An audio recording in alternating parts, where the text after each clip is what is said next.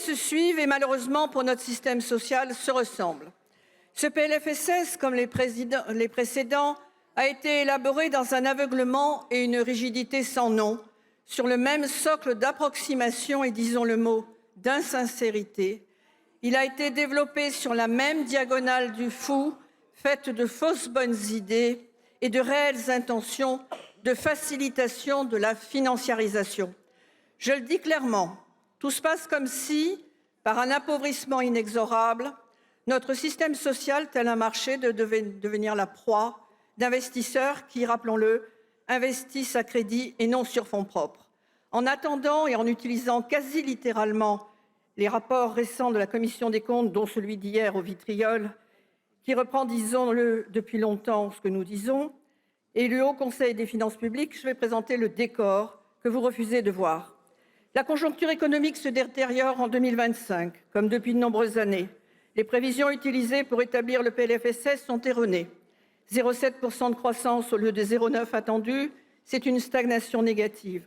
Vous me permettrez de douter de la petite accélération prévue pour 2026, tant les faillites en cascade se profilent après les 80 000 de ces derniers mois. La masse salariale ne pourra donc pas augmenter comme prévu, c'est ce que confirme avec force M. Moscovici en date d'hier. Ces rapports disent aussi que le déficit est reparti à la hausse en 2025, de 23 milliards d'euros et de 28,7 en 2026. Nous ramenons donc à l'étiage des grands déficits de 2010 et 2019. Ces déficits sont nettement supérieurs aux 5,5 prévus dans la loi de finances 25 et se détériorent malgré l'affectation de 6,7 milliards au prix de transferts incontrôlables et de multiples dispositifs capillitractés. Quant aux dépenses, elles sont plus dynamiques que les recettes. Dit en bon français, on dépense plus que nos moyens. Oui, les Français vieillissent et développent des maladies chroniques coûteuses. En 40 ans, nous avons obtenu 10 ans de vie supplémentaires en relative bonne santé. Et oui, il faut payer cela, sa juste mesure, par la branche retraite, la branche maladie et la branche autonomie. Ainsi, sur ces 3 points, vous voudrez nous faire croire que demain ce sera mieux. C'est impossible, même en profitant de la baisse de la natalité et des faibles revalorisations des retraites. Il ne faut pas oublier que la baisse des recettes sociales s'est contenue que par l'augmentation des taxes et des impôts. Or, pour piloter ces données inquiétantes, vous vous arc-boutez sur l'Ondam, outil obsolète et inefficient au regard de son bilan sur 30 ans. Malgré les sommes invraisemblables effectivement déboursées, 50% de nos EHPAD, nos hôpitaux sont en déficit. La médecine de ville est un grand désert sur 87% du territoire. Alors aujourd'hui, nous nous apprêtons à voter une autorisation d'emprunt de 83 milliards à l'ACOSS. Avec 100 milliards à l'horizon 2030, elle portera autant de dettes que la CADES.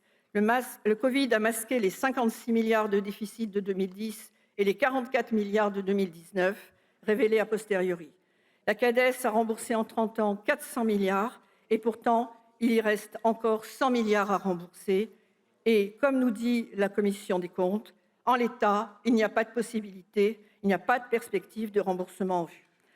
Votre projet est donc bancal, approximatif et selon nous mensonger et insincère. Si on regarde dans le détail, sur la forme, ce projet n'est ni fait ni à faire. À vouloir en quelques semaines vous différencier du projet Bayrou, vous en avez fait un copier-coller mal fagoté, mal écrit, parfois incompréhensible, digne de réécriture. Sur le fond, c'est panique à bord. Alors qu'il n'y a plus rien, ni à gratter, ni à tondre, vous persistez à vouloir passer le rabot. Bien sûr, en couche mince, tant nous sommes à l'os. Les retraités ont failli voir leur pension revalorisée et nous nous réjouissons des annonces du Premier ministre. Les familles craignent pour leurs prestations. Les personnes en perte d'autonomie, âgées ou handicapées ont les mêmes craintes, tant le financement de la 5e branche est incertain. Il inclut l'avenir des soins palliatifs dont on ne sait pas s'ils seront financés. Les usagers de santé sont pénalisés en permanence à coup de doublement de franchise et de déremboursement. Bientôt, les sommes prélevées sur un remboursement de médicaments sera supérieure au prix du médicament lui-même. En miroir, les prestataires de la branche autonomie, comme les soignants, certes en délégation de service public, subissent des contraintes désormais insupportables. Les pharmaciens sont obligés de compter sur des remises pour assurer leur activité et ils commencent à licencier. Les forfaits techniques en imagerie médicale ou en co-radiologie sont très faibles, fragilisent en ricochet les investissements et les innovations. Les laboratoires d'analyse ont depuis longtemps été phagocytés par les grands groupes. Résultat, 30% de médecins diplômés n'exercent pas et la durée moyenne d'exercice d'une infirmière est de 4 ans. Et tout cela fait disparaître les propositions qui auraient pu être intéressantes dans votre PLFSS, comme le congé de naissance. Alors on nous dit qu'en France, le reste à charge est le plus faible d'Europe. À quel prix? La flambée du prix des mutuelles de prévoyance de santé, inabordable pour beaucoup, provoque un renoncement aux soins. Et comme l'impôt tue l'impôt, trop de prélèvements ou rabotage d'honoraires, associés aux aberrations des études médicales, conduisent aux déserts médicaux. Trop de prélèvements tuent l'appareil productif des secteurs de la medtech et de l'innovation, pourtant si brillants dans notre pays. Nous disons non à toute taxe supplémentaire. N'oublions pas qu'à cause des charges les plus lourdes d'Europe, dans notre pays, le salaire médian, déterminant 50% des Français au-dessus et au-dessous de 2 026 € net par personne, est à peine à 400 € au-dessus du seuil de pauvreté, calculé à 80% par le Bureau international du travail.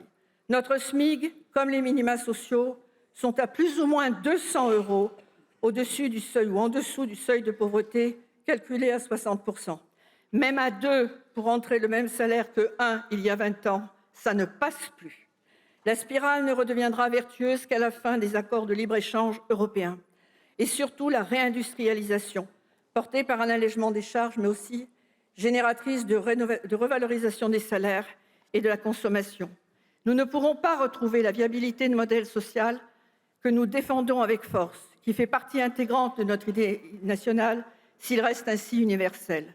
Pour nos finances publiques si détériorées, pour la justice sociale si importante pour les Français, il est urgent de mettre en place le principe de priorité nationale. Certaines prestations doivent être exclusivement réservées aux Français, tandis que d'autres ne doivent être ouvertes aux étrangers qu'après 5 ans équivalent temps plein de travail sur notre sol. Ces mesures de justice sont, vous le savez tous, plébiscitées par les Français, y compris, chers collègues de gauche, par vos électeurs. Alors, si la logique dépenses-recettes ne marche pas, même en tenant compte de la conjoncture, c'est qu'il y a un biais. Et ce biais, il est dans la gestion des flux financiers, des 666 milliards dont vous, ministres et directeurs de caisse, avez la responsabilité. Oui, il faut contrôler les dépenses et les recettes, mais il faut aussi, et il est grand temps de le faire, de contrôler les flux financiers et la gestion interne de la sécurité sociale. Cela n'a jamais été fait. C'est pourquoi je saisis cette occasion pour vous indiquer que Marine Le Pen et le groupe Rassemblement national va utiliser son droit de tirage pour une commission d'enquête sur les comptes de la sécurité sociale. Avec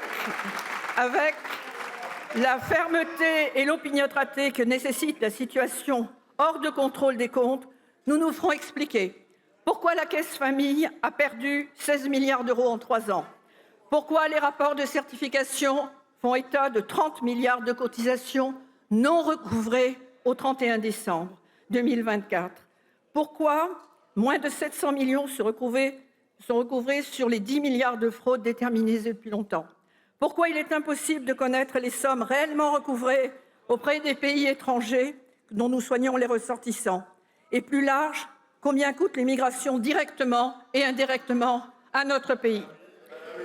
Pourquoi les 150 milliards d'aides non contributives, indispensables pour nos concitoyens les plus précaires, sont soumis à si peu de contrôle?